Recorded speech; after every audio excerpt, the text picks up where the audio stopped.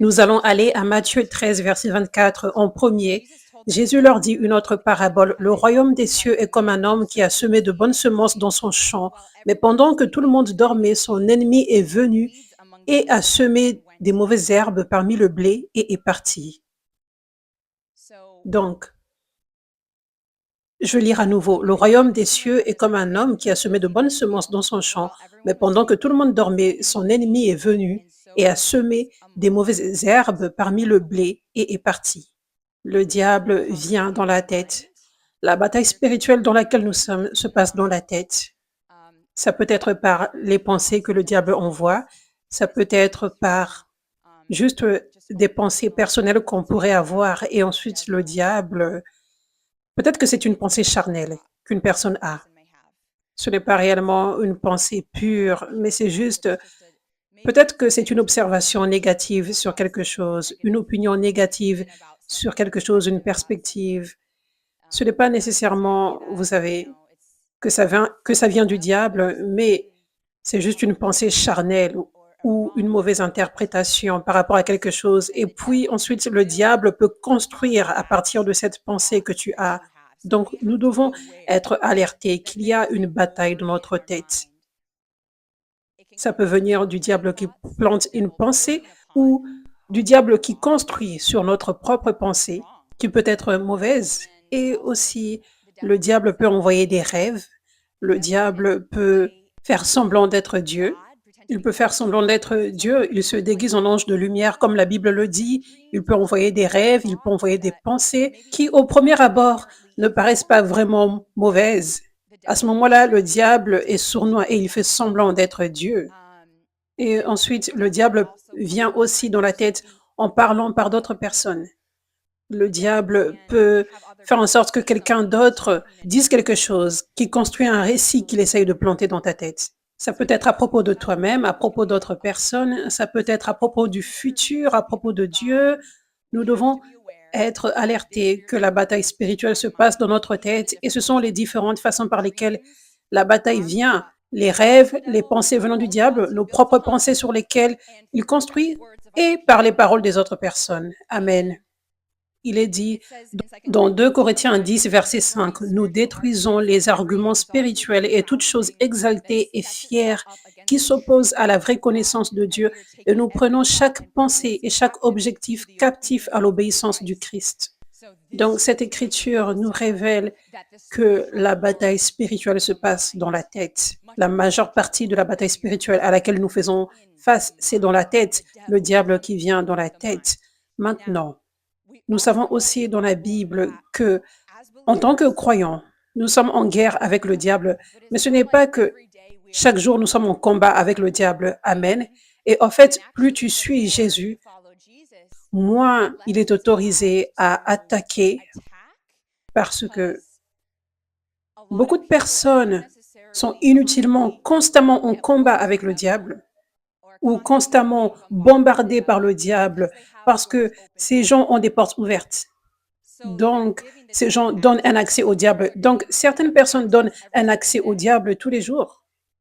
Donc, le diable attaque les gens tous les jours. Mais quand tu donnes ta vie à Jésus et que tu apprends quels sont les principes pour maintenir les portes fermées au diable et comment garder les portes fermées au diable, et quand cela est le cas, le diable ne peut pas juste t'attaquer tous les jours. Maintenant, j'ai enseigné ceci dans le passé, que quand tu as été dans un esclavage profond dans le passé, ton âme n'est pas transformée immédiatement. Donc, une fois que tu deviens croyant, tu gardes les portes fermées au diable, ton âme peut avoir en quelque sorte son propre cerveau. Ce n'est pas nécessairement que c'est le diable qui vient en train d'attaquer, les démons viennent dans ta maison et ils t'attaquent, mais en fait, ta tête a été formatée d'une certaine façon pour penser comme le diable, pour être comme sur une fréquence négative. Cela doit être reformaté, cela doit être transformé, renouvelé par la parole de Dieu. Donc, certaines personnes peuvent avoir l'impression d'être attaquées tous les jours, mais c'est plus en fait que ta tête a besoin d'être reformatée par rapport aux voies du diable. Amen. Donc, peu importe Plus tu suis Jésus, plus tu suis Jésus pendant des jours, des mois, des années, plus tu t'éloignes de la terre de l'Égypte, de l'esclavage. Et plus tu te rapproches de la terre promise, plus tu t'éloignes des voies familières du diable, comme lorsque tu quittes une ville sur un bateau, la côte. Au départ, tu vois les lumières de la ville, tu pourrais entendre les bruits de la ville. Tu pourrais entendre les sirènes quand le bateau commence à peine à s'éloigner du quai, n'est-ce pas? Mais plus tu avances, plus ces voix disparaissent. C'est comme ça que c'est avec le diable, ok? Donc, plus, plus les mois passent, les années passent et tu suis Jésus, moins tu vois une telle bataille fréquente dans la tête. Mais cela ne signifie pas que nous n'avons plus du tout de bataille dans la tête. Non. En fait, maintenant, ça ressemble à ce que nous voyons avec Jésus. Jésus était conduit par l'Esprit dans le désert pour être tenté par le diable pour un certain temps. Et ça, c'était un feu de la purification, c'était une mise à l'épreuve que Dieu voulait que Jésus traverse avant qu'il ne commence son ministère. Et le diable, quand il l'avait tenté, la Bible dit, après que Jésus ait vaincu tous ces tests, le diable avait essayé. La Bible dit, le diable l'a quitté ensuite pour un temps. Pour un temps. Donc cela signifie qu'il n'était pas là en train d'attaquer Jésus tous les jours. Jésus n'avait pas à combattre le diable tous les jours. Mais il y aurait des temps spécifiques où le diable viendrait pour attaquer, plus tard, pour un temps, et puis il devait quitter à nouveau. Donc, une fois que tu deviens chrétien, vous savez, alors que ton système de pensée est renouvelé et tu t'éloignes de l'Égypte et tu ne fais pas face à de telles attaques tous les jours, ta vie va ressembler à ce que nous voyons avec ce principe de Jésus, où de temps en temps, le diable va visiter. Je veux dire, de temps en temps, il viendra avec une attaque stratégique pour planter des choses dans ta tête. Une bataille dans la tête pourrait venir. Donc, nous voyons le diable, Matthieu 4, verset 3, le diable, il l'appelle le tentateur ici. Le tentateur vint à lui, Jésus, et lui dit, si tu es le Fils de Dieu, dis à ces pierres de devenir du pain. Si tu es le Fils de Dieu, dit-il, jette-toi en bas. Je vais sauter maintenant au verset 6. Si tu es le Fils de Dieu, jette-toi en bas, car il est écrit, il commandera à ses anges à ton sujet, et ils te porteront sur leurs mains, afin que tu ne frappes pas un pied contre une pierre. Encore une fois, le diable l'a emmené sur une très haute montagne et lui a montré tous les royaumes du monde et leur splendeur. Tout cela, je te le donnerai, dit-il, si tu t'inclines et m'adores. Jésus lui dit, retire-toi, Satan, car il est écrit, c'est le Seigneur ton Dieu que tu adoreras et c'est lui seul que tu serviras. Puis le diable le quitta et les anges s'approchèrent de lui pour le servir. Alléluia. Donc, nous voyons ici que le diable, littéralement, il avait parlé à Jésus. Maintenant, le diable utilise même la parole de Dieu pour parler à Jésus. Ça ne paraît pas si mauvais au premier abord, ces choses dont le diable parle à Jésus, n'est-ce pas? Donc, la Bible ne clarifie pas si c'était une voix audible ou si c'était juste dans la tête. Des pensées venant du diable qui venaient clairement, fortement dans la tête. Mais ça aurait pu être dans la tête. Donc, nous voyons que même Jésus a eu des temps où le diable lui parlait. Donc, nous, en tant que croyants, nous ferions mieux de ne pas dormir. Parce que, spécialement alors que tu es devenu totalement abandonné à Dieu, tu vis dans la vie en abondance, tu es libre. Avant, tu faisais face à tellement d'attaques du diable. Maintenant, ce n'est pas le cas. C'est comme le témoignage qu'on a entendu. Alléluia. Tellement de paix, tellement de joie tout le temps. Dieu soit loué. Tellement, fréquemment, c'est la paix, la joie. Le tourment est maintenant remplacé par la paix et la joie. Alléluia. Mais nous devons réaliser que nous ne sommes pas encore au ciel. Nous devons être alertés, nous devons être réveillés. Nous n'en avons pas encore fini avec la bataille spirituelle. Donc, nous devons être alertés. Vous savez, n'oublie pas, la vie peut être si belle, incroyable, et ça l'est avec Jésus, dans l'onction, dans le réveil. Mais tu ne peux pas oublier qu'il y aura des temps comme ceux que Jésus avait, où le diable parlait. Et le motif du diable, la raison pour laquelle il parle, c'est parce qu'il essaye de te tromper. Quand il vient parler dans la tête, il ne va pas parler des choses qui paraissent si mauvaises la plupart du temps, spécialement quand tu as été en train de suivre Jésus depuis un moment et il n'a plus du tout cet accès de rappeler tellement le passé. Vous savez, parce que alors que tu continues de renouveler tes pensées, de rejeter le diable, la Bible dit qu'il doit fuir. Donc, plus tu fais cela. Donc, pour certaines personnes, elles ont été tourmentées pendant un long moment et l'âme doit faire face à beaucoup de transformations. Donc, ce n'est pas immédiat. Tu le rejettes et tu dois continuer de le rejeter jusqu'à ce que tu le vois complètement fuir. Amen. Mais je partage ceci prophétiquement. Vous tous, nous devons nous rappeler que nous sommes ici sur terre. Nous vivons le ciel sur terre. Nous ne sommes pas au ciel totalement. Nous devons être alertés des stratégies du diable et qu'il peut venir de temps en temps. 1 Pierre 5, verset 8. Soyez sobres, restez vigilants et disciplinés, soyez alertés et prudents à tout moment.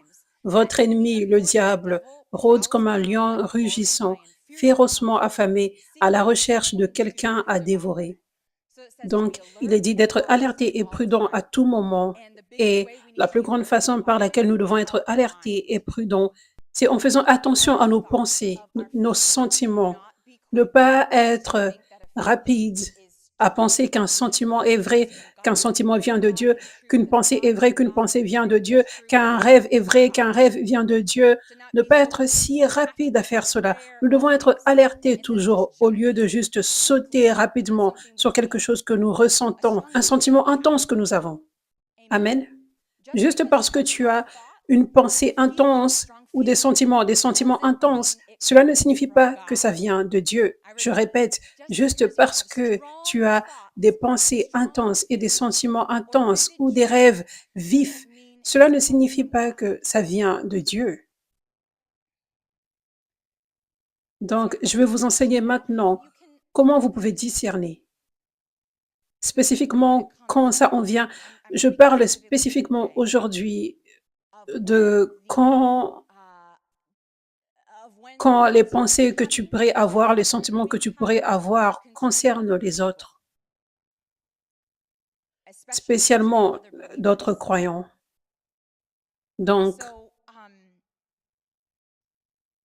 vous savez, nous voyons dans Genèse 15, verset 1, après que toutes ces choses se soient produites, la parole du Seigneur est venue à Abraham dans une vision. Dieu dit, Abraham, n'aie pas peur, je te défendrai et te donnerai une grande récompense. Mais Abraham dit, Seigneur Dieu, il n'y a rien que tu puisses me donner qui me rendra heureux parce que je n'ai pas de fils. Mon esclave Élézière de Damas obtiendra tout ce que je possède après ma mort. Donc Abraham dit, tu ne m'as pas donné de fils, donc un esclave né dans ma maison obtiendra tout ce que je possède. Alors le Seigneur parla à Abraham et dit, cet esclave ne sera pas celui qui obtiendra ce que tu possèdes. Tu auras un fils qui obtiendra tout ce que tu possèdes. Puis Dieu conduit Abraham à l'extérieur et dit, regarde le ciel, vois les nombreuses étoiles. Il y en a tellement que tu ne peux pas les compter. Telle sera ta descendance. Donc Dieu dit, tu auras un fils. Maintenant, en utilisant la sagesse, on discernerait que Dieu allait clarifier si ce n'était pas supposé être avec sa femme, Sarai, qui était devenue Sarah. N'est-ce pas?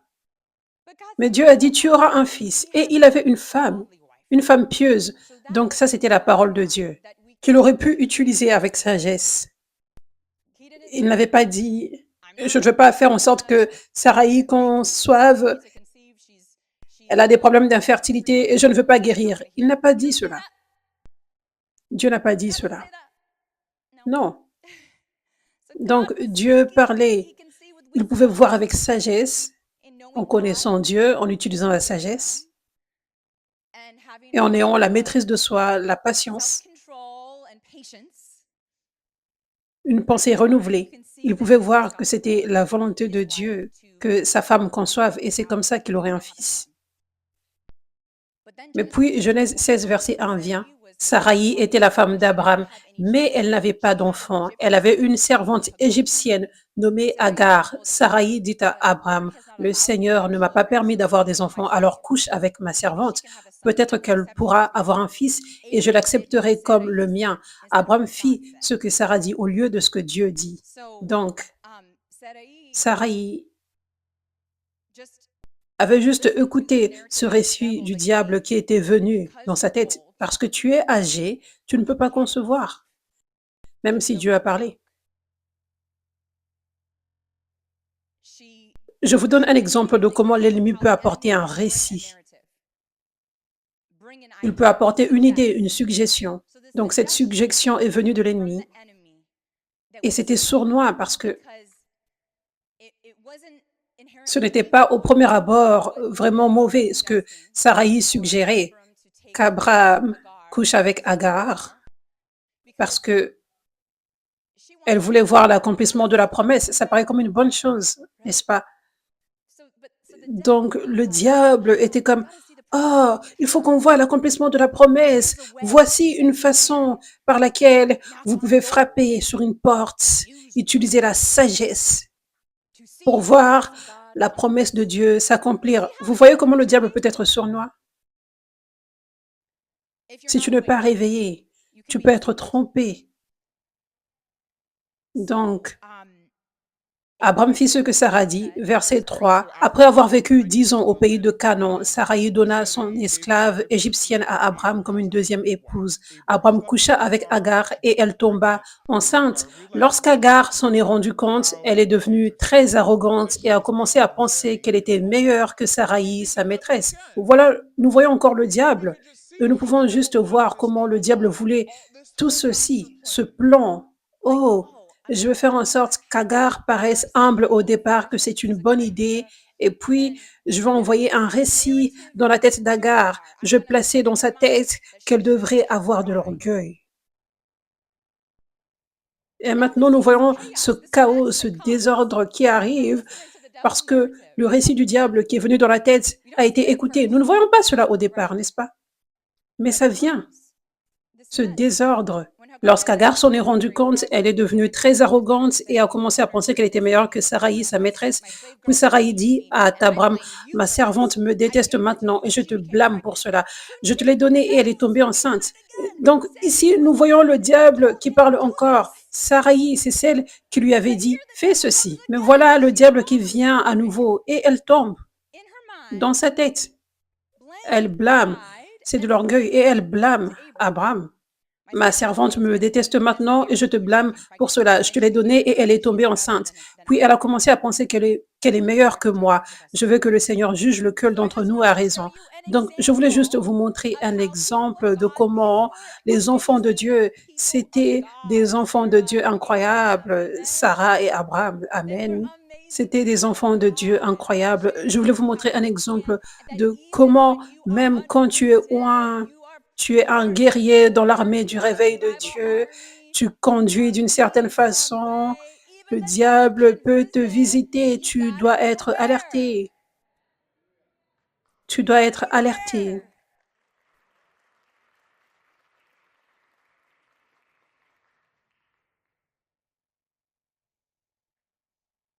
Donc, je vais vous révéler une grande stratégie du diable.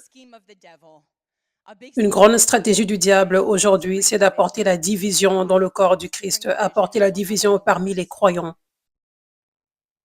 Il le fait parce que il connaît la puissance de l'unité et la Bible dit qu'un royaume divisé contre lui-même ne peut subsister. Donc cela signifie également que plus nous sommes unis, plus nous sommes puissants pour Jésus. Plus nous sommes inarrêtables, plus le diable est abattu, plus nous sommes unis. Et cela ressemble à des petites choses qui s'additionnent. Vous savez, ça ne signifie pas, vous savez, chaque nuit nous disons une prière. Je prie, j'aime et j'unis ce croyant et ce croyant et ce croyant et tu listes des milliards de croyants dans le monde. Vous savez, mais cette unité puissante vient par des petites choses qui s'additionnent. Toi qui aimes ton voisin, tous tes voisins, toi qui aimes tous tes amis qui sont chrétiens, tous tes amis, toi qui aimes tous les croyants que tu ne connais même pas, qui sont là sur les réseaux sociaux, inclus les ministres de Dieu, aimez tous ces gens. Aimez tes ennemis. Aimez ceux qui parlent contre toi, contre l'œuvre de Dieu. Maintenant, je vais partager ce que ceci signifie dans un autre message. J'ai beaucoup de messages comme aimer tes ennemis, je crois. Aimer tes ennemis, ça ne signifie pas que tu es censé avoir un sentiment chaleureux, mais ça signifie ne pas avoir la haine et l'amertume dans ton cœur et choisir de ne pas parler négativement et choisir de pardonner, de déclarer le pardon. Mais réellement, assure-toi que tu renonces et tu te débarrasses de tout manque de pardon, de haine, d'amertume, d'offense, de haine. Amen. Donc, quand nous faisons tous ceci, quand nous vivons tous dans cette voie de l'amour, on aime nos frères et sœurs que nous connaissons et que nous ne connaissons même pas, cela s'additionne. Ça s'additionne et ça devient tellement d'unité dans le corps.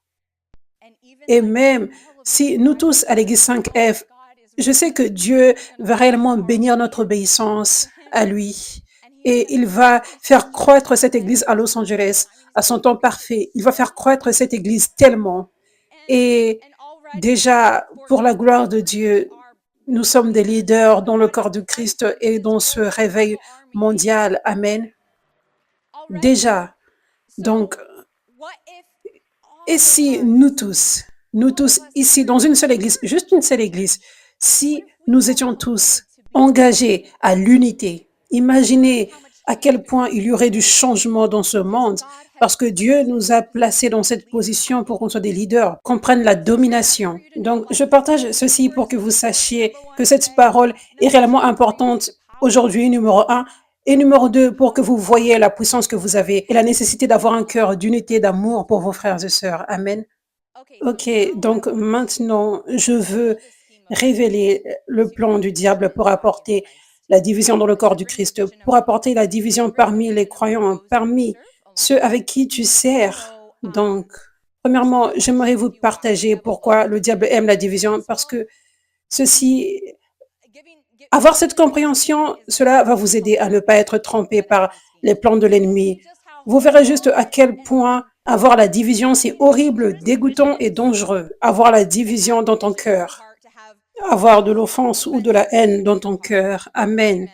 Donc, premièrement, le diable aime la division parce que la personne chez qui il essaye de planter un récit. Premièrement, avant que je n'aille dans ceci, le diable va inventer des récits à propos d'autres personnes dans ta tête, des récits négatifs à propos d'autres personnes, d'autres croyants. Et le diable le fera, numéro un, il le fera de différentes façons. Numéro un, quelqu'un fait une erreur. Personne n'est parfait, n'est-ce pas? Tout le monde fait des erreurs. Certaines erreurs sont visibles devant les autres et d'autres ne le sont pas. Mais tout le monde fait des erreurs. Donc, si une erreur est visible par une personne, alors le diable peut envoyer à cette personne des mensonges. Tu vois ceci? Ça commence à être cette situation où tu regardes la paille qui est dans l'œil de ton frère alors que tu as une poutre dans la tienne. Le diable envoie des pensées d'accusation à cette personne. Tu vois cette erreur que cette personne a faite? Cela signifie ceci, ceci et cela. Il invente un récit, qu'il y a quelque chose qui ne va pas avec cette personne, qu'elle pourrait être dangereuse dans une relation proche, etc. Mais nous faisons tous des erreurs. Et si quelqu'un devait voir ton erreur à toi, alors le diable lui enverrait également des récits, comme tu en as à propos de cette personne. Donc, nous ferions mieux de ne pas juger, mais uniquement de travailler sur nous-mêmes. Amen. Lisons ce verset.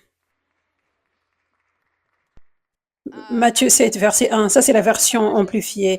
Cette version amplifiée est bonne. Ne jugez pas, ne critiquez pas et ne condamnez pas les autres injustement avec une attitude de supériorité autosuffisante comme si vous assumiez le poste de juge afin que vous ne soyez pas jugés injustement. Car tout comme vous jugez hypocritement les autres lorsque vous êtes pécheurs et sans repentance, vous serez jugés. Et selon votre norme de mesure utilisée pour rendre le jugement vous sera mesuré. Pourquoi regardez-vous la paille insignifiante qui se trouve dans l'œil de votre frère, mais ne remarquez-vous pas et ne reconnaissez-vous pas la poutre énorme qui se trouve dans votre propre œil? Maintenant, c'est puissant que ça dise paille insignifiante parce que la plupart du temps, quelqu'un pourrait faire une erreur, mais c'est le diable qui te remplit du jugement dans ta tête et a créé un récit, que cette erreur est plus grande qu'elle ne l'est réellement. Alors qu'en réalité, la vérité est que cette personne n'est pas un ange, cette personne n'est pas Dieu, c'est un être humain. Et cette personne n'a pas encore été perfectionnée, elle est sur un trajet juste comme toi pour être transformée à l'image de Dieu, plus à l'image de Dieu. Et nous avons tous des faiblesses. Donc, sa faiblesse pourrait être différente de la tienne, mais tu as une faiblesse, peu importe. Nous ferions mieux de ne pas être orgueilleux en pensant que la faiblesse de l'autre est pire que notre faiblesse. Ou comment pouvez-vous dire à votre frère, laisse-moi sortir la paille de ton œil, alors qu'il y a une poutre dans votre propre œil? Hypocrite, acteur, prétendant, sortez d'abord la poutre de votre propre œil, puis vous verrez clairement pour enlever la paille de l'œil de votre frère. Et aussi, évidemment, des fois, il n'y a même pas une paille dans l'œil de quelqu'un, comme Jésus. Jésus, il était jugé férocement par les pharisiens, mais ils avaient de grandes poutres dans leurs yeux en essayant de retirer la paille de Jésus, mais Jésus n'avait même pas une paille. Et cela peut être le cas aujourd'hui ou même ça, c'est la prochaine chose qui peut se produire quand le diable envoie un récit négatif à propos de quelqu'un. Numéro un, ça peut être que la personne a réellement fait une erreur, donc il construit un récit à partir de cette erreur qui n'est pas vraie, une fausse accusation à propos de cette personne. Ça pourrait être que dans ton passé, quelqu'un t'avait réellement blessé et maintenant, quelque chose que cette personne a fait t'a rappelé cela et ensuite, le diable peut construire un récit. Cette personne est réellement dangereuse, comme la personne qui était dangereuse dans ton passé, alors que réellement, ça, ce n'est pas vrai. Peut-être que ça t'a rappelé cette personne, mais ce n'est pas la même personne. Et cette personne est soumise à Dieu, par exemple. Amen. Donc, la prochaine chose sur laquelle le diable essayerait de construire un récit, c'est les malentendus. Les malentendus. Ça, c'est comme Jésus. Il le comprenait mal. Il pensait qu'il allait contre la parole de Dieu quand il priait pour les gens le jour du sabbat, par exemple. Mais c'était juste qu'il le comprenait mal. C'était un malentendu. Il n'allait pas contre la parole de Dieu. Et les malentendus se produisent facilement. Je me rappelle, quand j'étais en sixième, ce souvenir est si vif dans ma tête. L'une de mes professeurs, c'était l'une de mes favorites. Elle était incroyable. Elle était si gentille. Elle n'était pas remplie de jugement, rien de tout cela. Mais elle avait dit à ma mère, elle avait dit, est-ce que Catherine va bien? Parce que en classe, elle paraît réellement sérieuse. Et des fois, elle soupire. Premièrement, est-ce que quelqu'un est pareil ici? Des fois, tu n'as juste pas envie de respirer profondément. Non, parce que des fois, j'ai fait cela et les gens m'ont regardé comme, qu'est-ce qui ne va pas? Et j'ai dit non, vraiment comme, et les gens pensent que c'est un soupir, mais c'était juste un, mais peut-être que je n'avais pas un sourire sur mon visage, vous savez. Vous voyez ce que je veux dire? Donc, ça, c'est ce qui s'était passé. Je respirais juste en classe et c'était le moment où, en sixième, j'ai réalisé que quand je me concentrais, j'avais un visage sérieux. Je ne savais pas cela parce que je ne me regarde jamais quand je suis concentrée, n'est-ce pas? Donc, c'est à ce moment-là que j'ai appris cela. J'étais comme, oh, je paraissais juste sérieuse. Je faisais juste attention, vous savez. Il n'y avait aucun souci. Et ça, c'était une bénédiction en réalité parce que ça a ouvert mes yeux. Ça a ouvert mes yeux en sixième. Comment les gens peuvent mal nous comprendre. Ça, c'est une bénédiction parce que ça t'enseigne que toi aussi, tu peux mal comprendre d'autres personnes.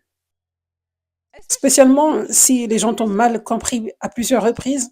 Tu peux mal comprendre les gens également. Je parlais à un membre de ma famille et Elle me disait comment beaucoup de personnes pensent qu'elle est en colère et qu'elle fait la tête. En fait, juste son visage au repos, vous savez, son visage naturel, c'est comme ceci. Mais certaines personnes pourraient avoir des sourcils ou je ne sais quoi, des traits de visage qui paraissent plus fâchés naturellement ou quoi que ce soit, vous savez, peu importe. Je ne connaissais pas ces traits spécifiques, mais j'avais regardé. Attends, réellement, laisse-moi voir, parce que je n'avais jamais pensé cela à propos d'elle. Et puis je pouvais comprendre, je pouvais voir pourquoi les gens comprenaient mal cela. Vous savez, je pouvais voir ce dont elle parlait. Et certaines personnes, elles ont été créées magnifiquement, mais juste la façon dont le visage paraît naturellement, ça pourrait sembler comme, oh, cette personne est vraiment sérieuse. Maintenant, vous savez comment le diable peut apporter un récit juste par le visage de quelqu'un.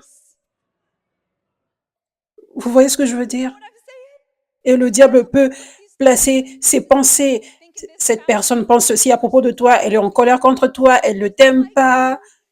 Mais cette personne ne pense même pas à toi. Elle est juste en train d'écouter quelque chose, je ne sais pas, elle pense à quelque chose dans sa tête, vous savez.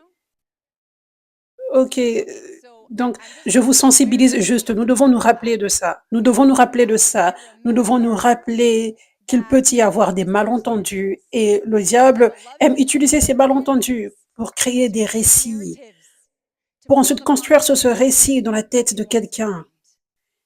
Et il peut être réellement sournois à propos de ça, au point où ça fait réellement sens, vous savez. Et tu n'as aucun besoin de questionner ce récit dans ta tête. Mais ça, c'est ce que le diable peut faire, spécialement parce qu'il aime tellement la division.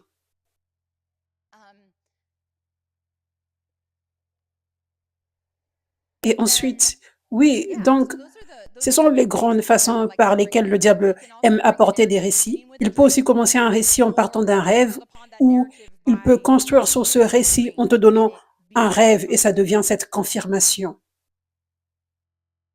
Donc, nous devons être alertés de tout ça. Amen.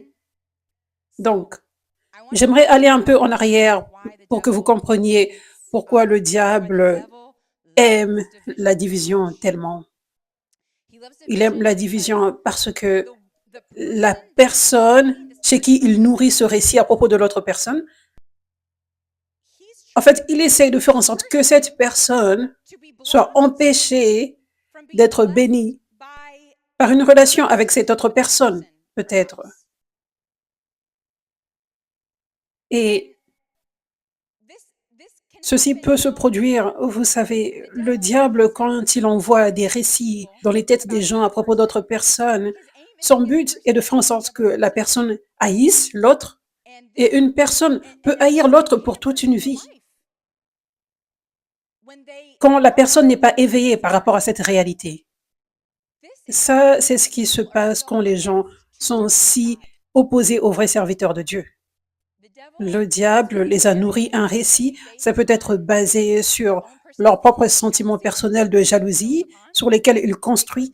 Ça peut être basé sur un malentendu. Ils ne comprennent pas une certaine doctrine, ils ne comprennent pas pourquoi un ministre de Dieu a fait quelque chose, a dit quelque chose. Ça ne fait pas sens pour eux. Ils n'ont pas encore la révélation, juste comme les pharisiens n'avaient pas la révélation par rapport à Jésus, ce qu'il enseignait, ce qu'il faisait.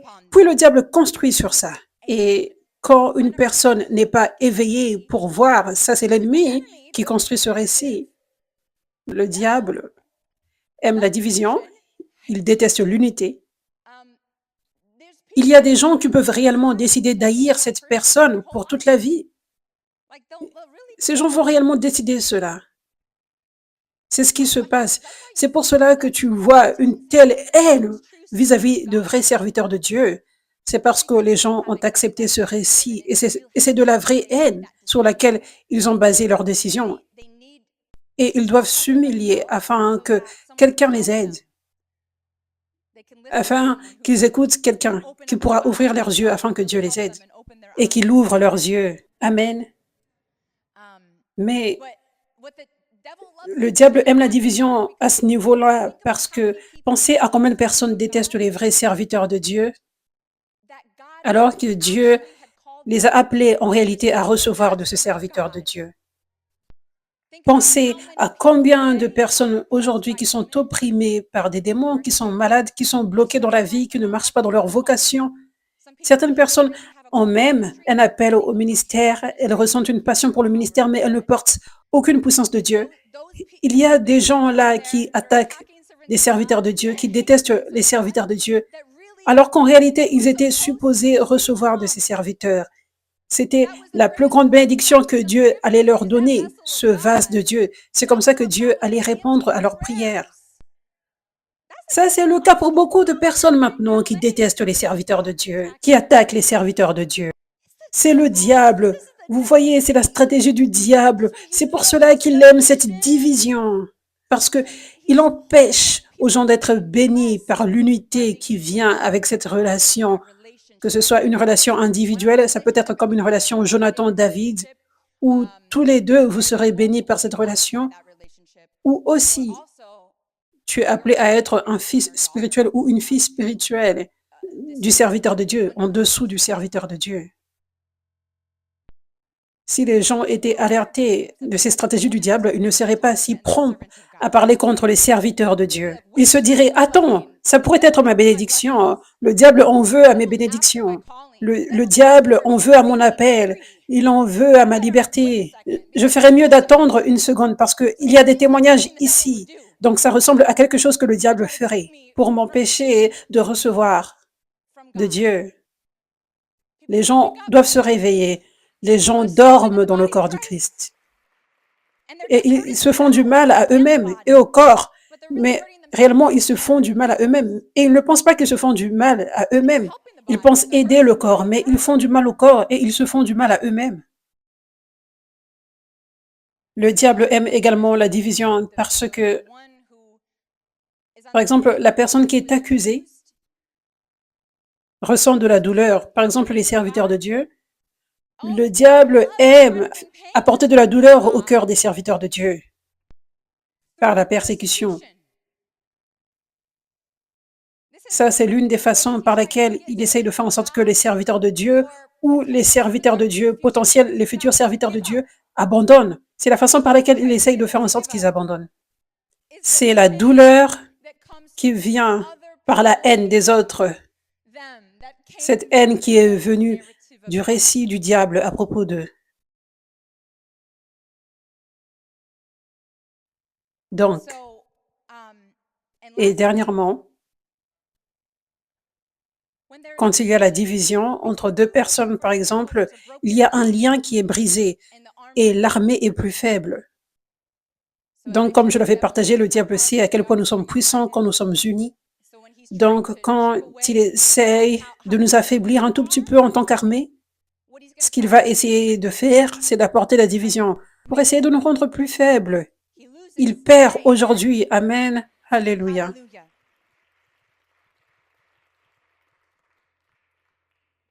Dieu soit loué.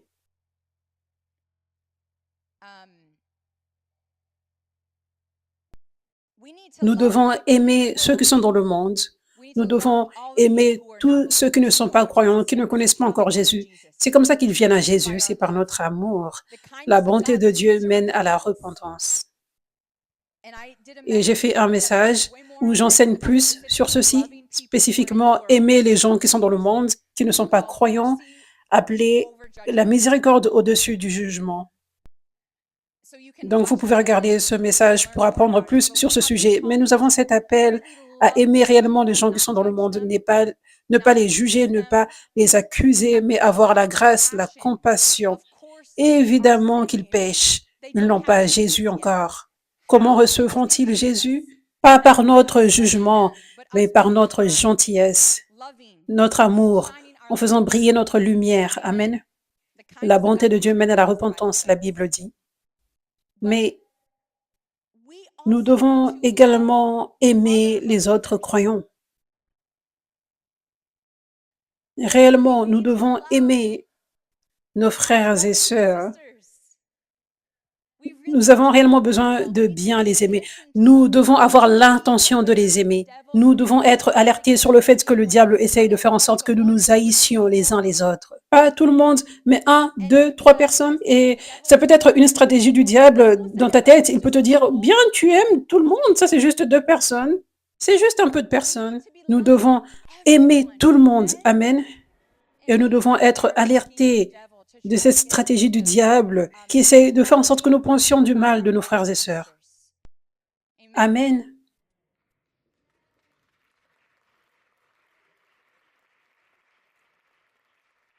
Nous devons, nous devons voir nos frères et sœurs comme des coéquipiers.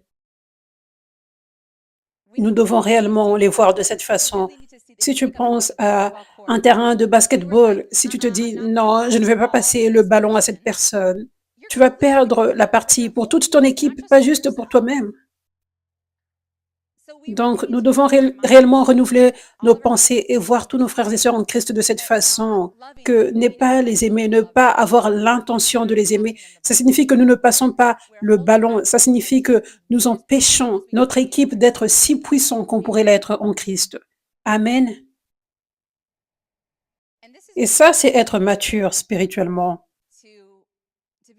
Être mature spirituellement, c'est réellement connaître le cœur de Dieu.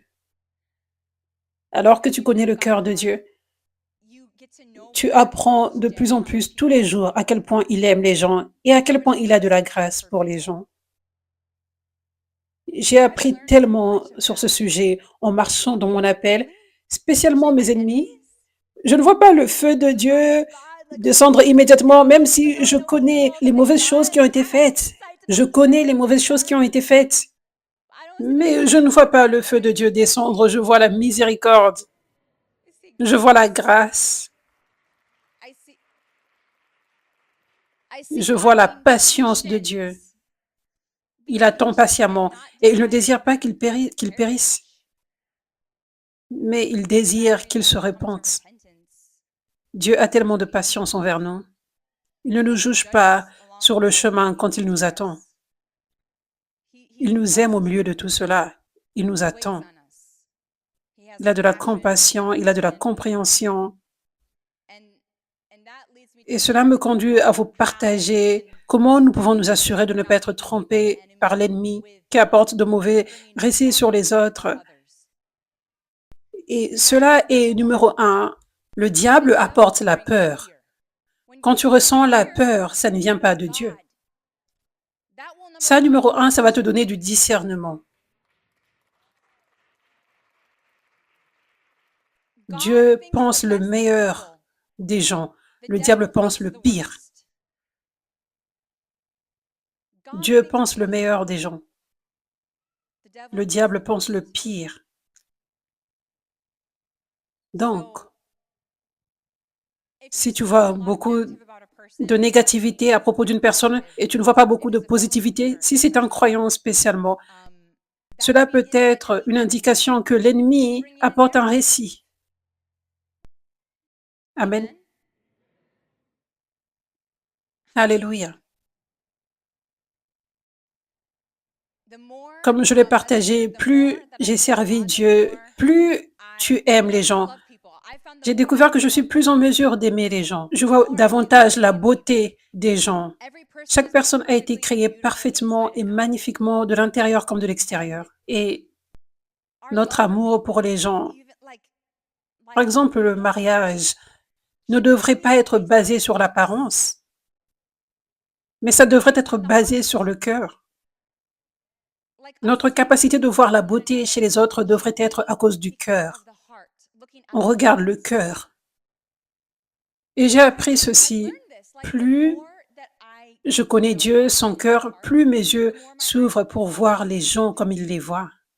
Donc, plus je vois la beauté à l'intérieur et je suis en mesure de dépasser les défauts et ne pas voir cela comme une grande affaire. Mais je vois la beauté, je me focalise sur la beauté. Et j'ai également remarqué que les gens paraissent plus beaux parce que tu vois dans l'esprit, tu vois la vérité réelle sur une personne. La vérité sur une personne n'est pas l'apparence physique. Juste comme si le visage de quelqu'un paraît naturellement plus sérieux, cela n'est pas la vérité. Vous savez, la vérité sur une personne, la vraie personne, c'est qui elle est à l'intérieur. Donc, plus tu deviens spirituel, plus tu regardes directement l'intérieur. Donc, même vous qui êtes mariés ou qui allez vous marier, ce que Dieu aimerait, c'est que vous regardiez purement l'intérieur afin que vous vous trouviez si beau mutuellement. Peu importe, même si ce n'était pas vos préférences au premier abord ou quoi que ce soit, physiquement. Amen. Alléluia.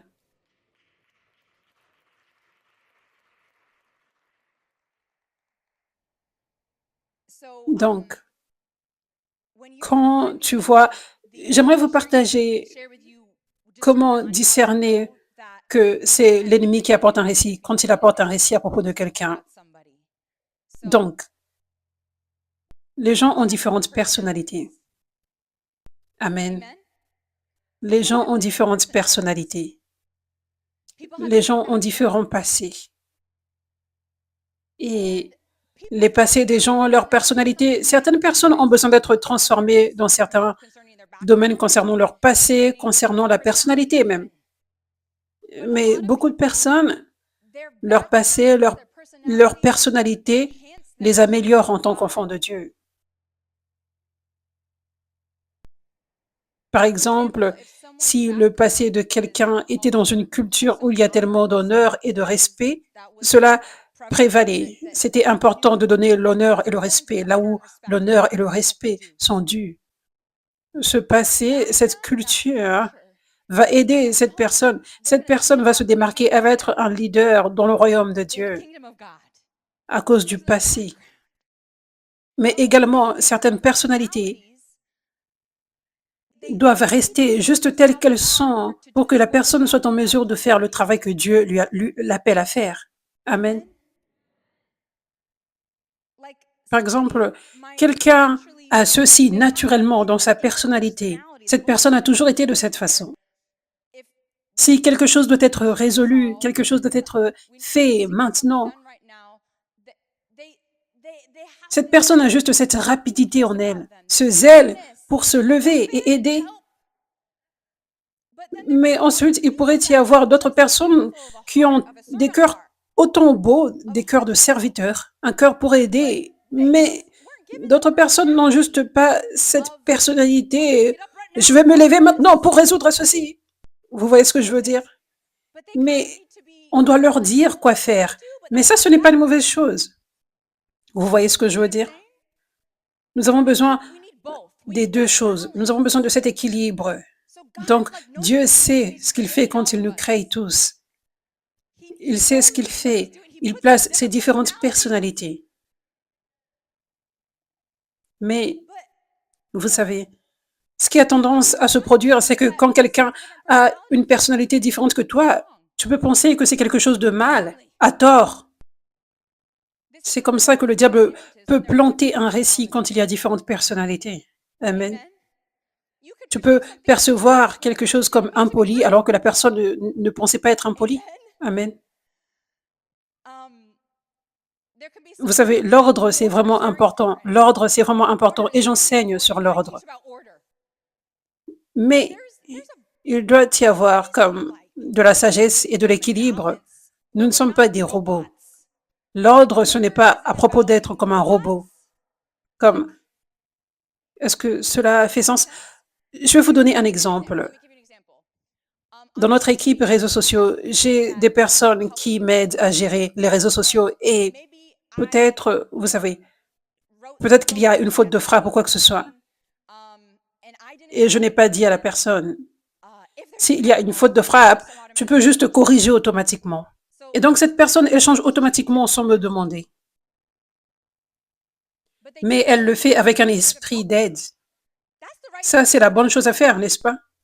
Mais certaines personnes pourraient dire ça, c'est aller en dehors de l'ordre, c'est irrespectueux. Vous voyez ce que je veux dire? Et nous faisons cette grande œuvre de Dieu, et il y a des choses comme ça qui peuvent se produire. Où je n'ai pas dit, si cette situation spécifique se produit, fais ceci. Mais la personne juste Elle court et vient aider dans cette situation. Vous comprenez?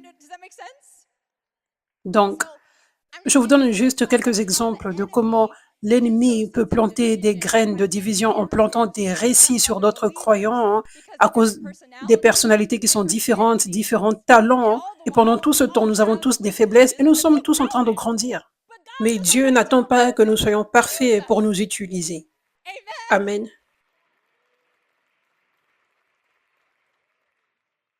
Donc, vous savez, quelqu'un pourrait voir un autre faire une erreur dans un domaine. Peut-être que ça paraît comme si la personne va en dehors de l'ordre, mais techniquement, la personne n'est pas en dehors de l'ordre, mais l'autre personne a perçu les choses de cette façon. Ou peut-être qu'une personne a une vraie faiblesse dans un domaine, juste comme toi, tu en as aussi. Et tu vois cela. Mais au milieu de tout cela, nous devrions avoir la grâce et aimer la personne. Vous voyez ce que je veux dire? On devrait la voir comme un coéquipier au lieu de juger. Amen. Alléluia. Donc, j'aimerais vraiment que vous soyez alertés par rapport à ceci, vous qui êtes dans l'armée du réveil. Juste soyez alertés, c'est une stratégie du diable. Le diable est terrifié de notre force et puissance. Il est terrifié. Donc, une chose sournoise qu'il peut faire, c'est d'apporter des récits, des malentendus, pousser à penser du mal des autres. Mais je vous le dis, j'aimerais que vous grandissiez tous dans votre cœur pour voir la beauté de l'armée du réveil. Je suis si en admiration jusqu'à aujourd'hui. Il y a eu un temps, Viviane a partagé, des fois il y avait juste elle qui était là. Je ne sais pas si vous l'avez entendu dire cela. Viviane, la mère de Chantal, elle a partagé que des fois il n'y avait qu'elle à l'église. Elle se rappelle de cela. C'était des soirées de louanges, je pense que c'était ça. Oui, des fois lors des dimanches aussi, au parc, oui, en 2021. Donc, après 4 ans et demi dans le ministère, 4 ans et demi, elle se rappelle d'être la seule dans le parc, des fois. Donc, et c'était avant l'éclatement du réveil, Dieu soit loué. Oui, donc, il y avait un temps où moi-même, je faisais beaucoup, Chantal faisait beaucoup. Je me rappelle, Chantal qui installait tous les trépieds autour du parc, toute seule. Le piano, les enceintes, et je préparais le message et je priais dans ma voiture, au parking. Et elle installait tout toute seule. Et je me rappelle de l'époque où je m'occupais de tous les réseaux sociaux, le montage et tout ça. Et ensuite, oh mon Dieu, ce que Dieu a fait. Il a apporté personne après personne, serviteur après serviteur, avec différents talents. Je regarde Pasteur Eder, comment tu partages avec excitation les choses que Dieu est en train de faire, les annonces. Je vois l'équipe de louanges.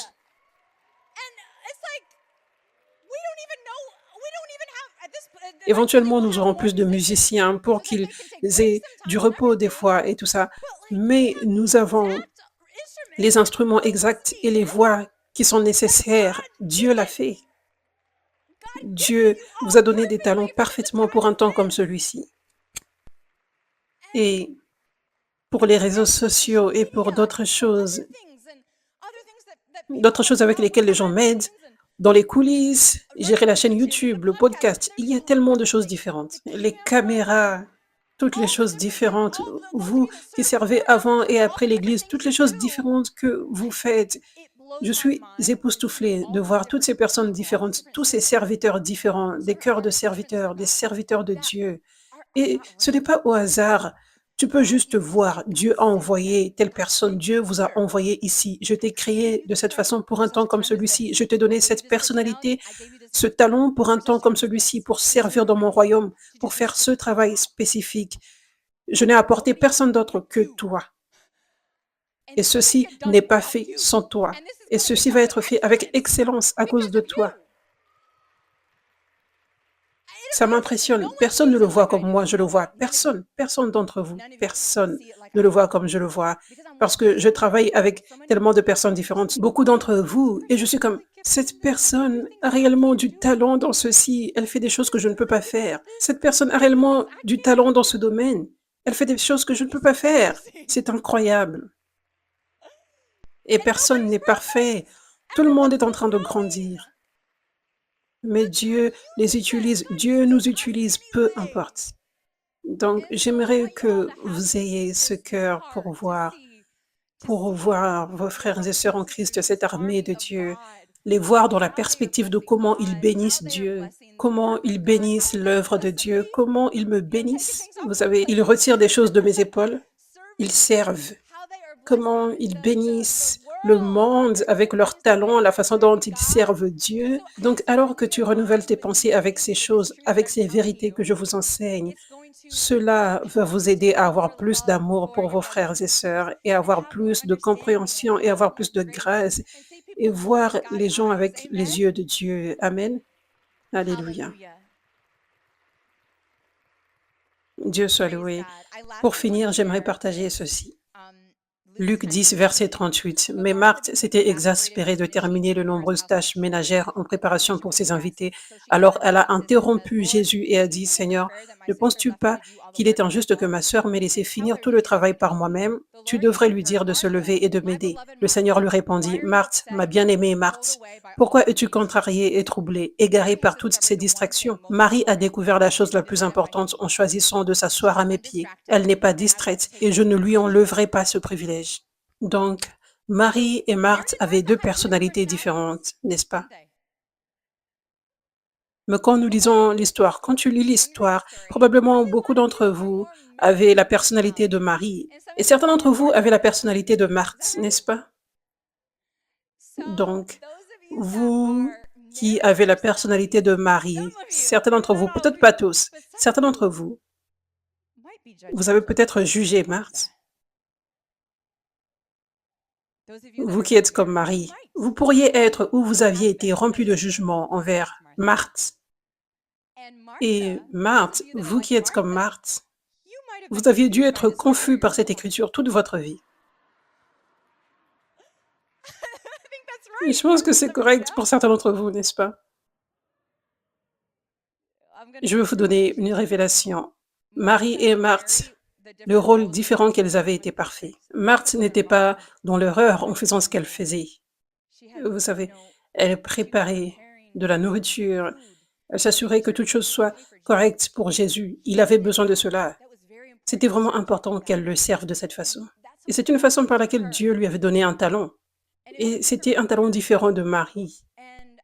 Mais là où Marthe s'était trompée, ce n'était pas en servant Dieu de cette façon. Là où Marthe était dans l'erreur, c'était en écoutant le récit du diable dans sa tête à propos de Marie.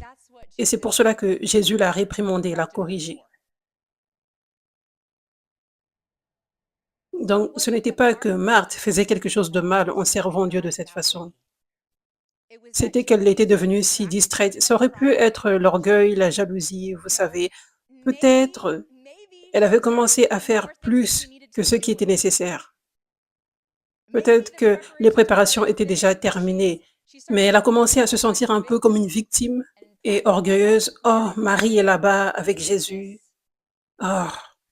Et elle se tue à la tâche alors que ce n'est pas nécessaire, alors qu'elle aurait pu finir et rejoindre Marie. Donc peut-être que par orgueil et par victimisation et l'offense, l'ennui et ensuite le jugement envers Marie, ça fait en sorte qu'elle égare complètement dans sa tête cette belle chose que Marie est en train de faire et cette belle circonstance que Jésus soit là.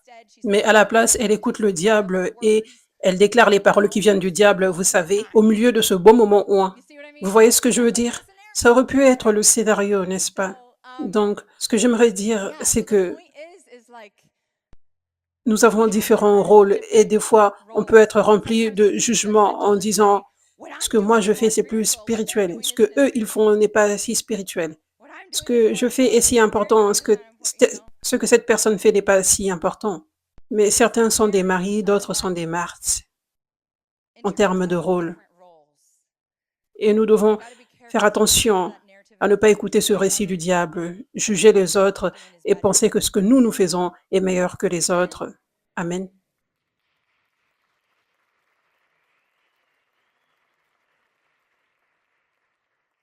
Et pour terminer, j'aimerais partager que le diable déteste quand les gens sont utilisés par Dieu. Le diable déteste quand les gens sont utilisés par Dieu. Donc, garde cela en tête. Que ce soit les gens qui parlent contre les serviteurs de Dieu et les ministères, ou que ce soit ton frère ou ta sœur en Christ. Nous devrions avoir un cœur qui veut toujours apporter la paix, l'amour, l'unité, afin que les autres restent forts, vous savez, et qu'ils ne soient pas empêchés de faire le travail de Dieu que Dieu les a appelés à faire. Amen. Et nous devrions nous focaliser sur nous-mêmes, nous améliorer nous-mêmes et juste rester focalisés sur ce que Dieu nous a appelés à faire. Amen. Dieu soit loué. Alléluia. Alléluia. Merci Jésus. Donc, il est temps de grandir dans l'unité comme jamais auparavant. Merci Jésus. La façon par laquelle tu deviens mature spirituellement pour être en mesure d'être toujours dans la volonté de Dieu, d'avoir la victoire sur le diable, c'est quand tes yeux sont ouverts à ses stratagèmes. Donc, j'aimerais vous encourager. Si tu as une pensée négative sur quelqu'un, spécialement un croyant, cette parole concerne réellement nos frères et sœurs. Rappelle-toi de cette parole et je t'encourage à sauvegarder cette parole. Ceci est vraiment important. À chaque fois que tu entends un message par lequel tu es convaincu et tu sais, oh, j'ai besoin de ceci, mes yeux ont vraiment été ouverts ou j'ai été trompé dans ce domaine, cette parole a ouvert mes yeux. Ça, c'est de la nourriture dont tu as besoin, pas juste aujourd'hui quand tu as entendu, tu dois y retourner. J'aimerais tous vous encourager par rapport à ceci. Donc, si quelqu'un ici luttait avec les pensées négatives à propos des autres, le jugement des autres, ou actuellement c'est le cas, je t'encourage à écouter cette parole énormément et à y méditer parce que Dieu veut que tu sois totalement libre de cela et que tu aies son cœur pour son peuple et que tu vives dans la paix et dans l'harmonie et l'unité. Amen. Dieu soit loué.